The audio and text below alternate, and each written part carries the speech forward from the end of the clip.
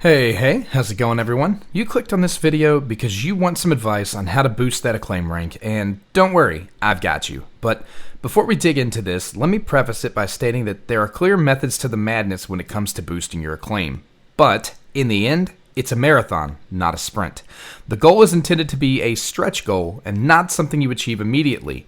It's true that the passive upgrade boosts are locked behind the Acclaim system, but don't let the desire to unlock them quicker push you to spending money on the black market or pinnacle energy if you really don't want to. The next banner is going to be coming in a few short weeks, and Lumia resources are finite, so make sure you're hoarding wisely. Anyways, with that little PSA out of the way, let's dig into my tips for getting that Acclaim rank up.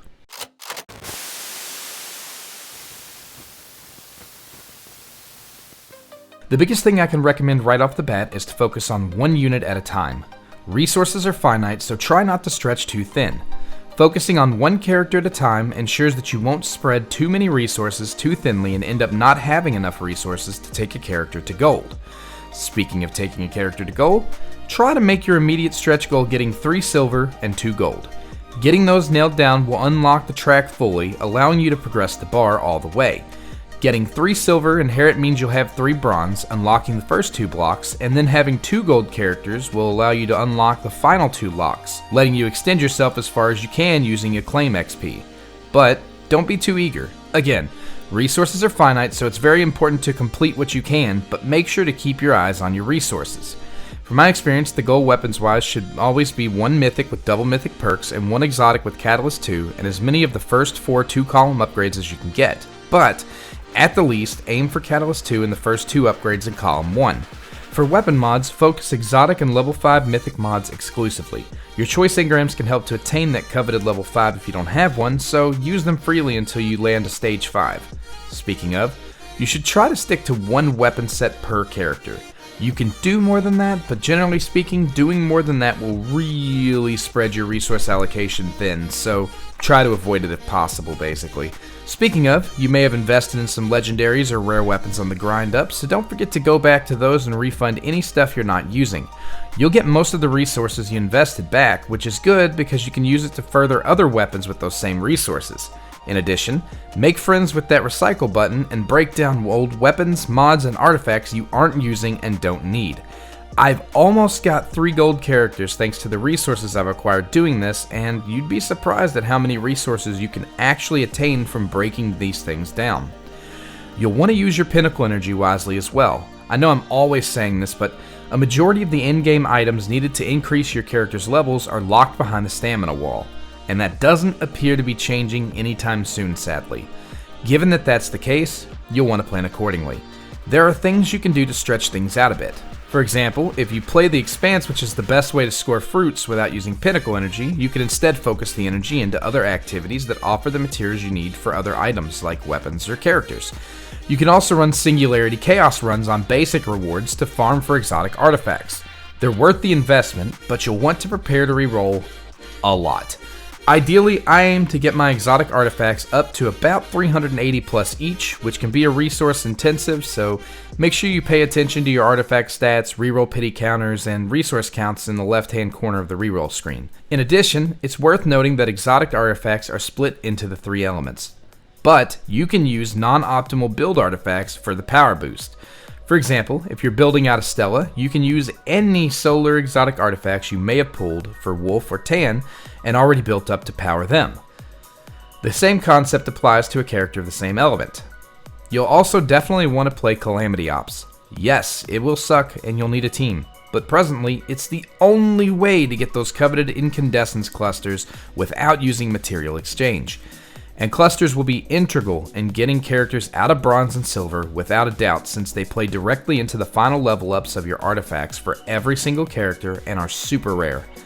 That having been said, it's preferred to finish out your relic levels, but it's also possible to hit gold power without maxing out your relic tree. My Estella, for example, hit gold, and her signatures in super are at 17 and her weapon masteries at 4. I also recommend taking advantage of the daily Morgrin rewards, as it's a good source of mythic mod level up materials, which are only attainable through dismantling of mythic mods otherwise. Likewise, you should also try to do your weekly free Shifting Gates match. You'll usually get a free stack of 25 translation credits, which can net you 10 weapon luminite choice chests, or 8 elemental fruits and 5 weapon luminites, or 10 upgrade cores, or 10 mythic infusion core choice chests, etc. The list goes on, but these items are on a weekly lockout and will cost you 318 total translations credit per week to buy up all the rare items. That's roughly 13 looted runs, with the first one being free, so a total of 240 energy or 2 days worth of energy. A majority of that energy is better spent in other activities earning the materials in question.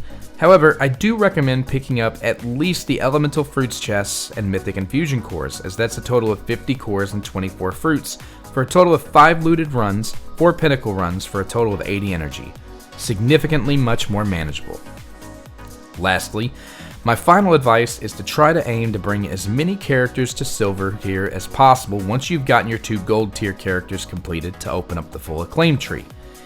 In silver tier, there are actually mastery tasks that aren't level this to this level, allowing you to climb higher, faster, the more characters you take out of bronze level. Getting characters to silver and completing the legendary mission in 7 minutes challenges, as well as the character talent challenges, give a good amount of acclaim for a small level of investment. Beyond that, plan to eventually bring more heroes to gold, as some of the higher end passive acclaim upgrades require gold coins to activate. And that's about it. That's a lot of what I did to manage to get my acclaim boosted so high. It's a massive grind, but once you get past the 2 gold character barricade, the grind honestly gets a little easier, as the acclaim missions offer more acclaim level for completing them than the prior levels, and the same can be said from gold to silver. As I said before though, this whole system is intended to be a marathon, not a sprint. Acclaim grind is intended to be a long-term goal, so don't feel bad or pressured to spend money to try to catch up.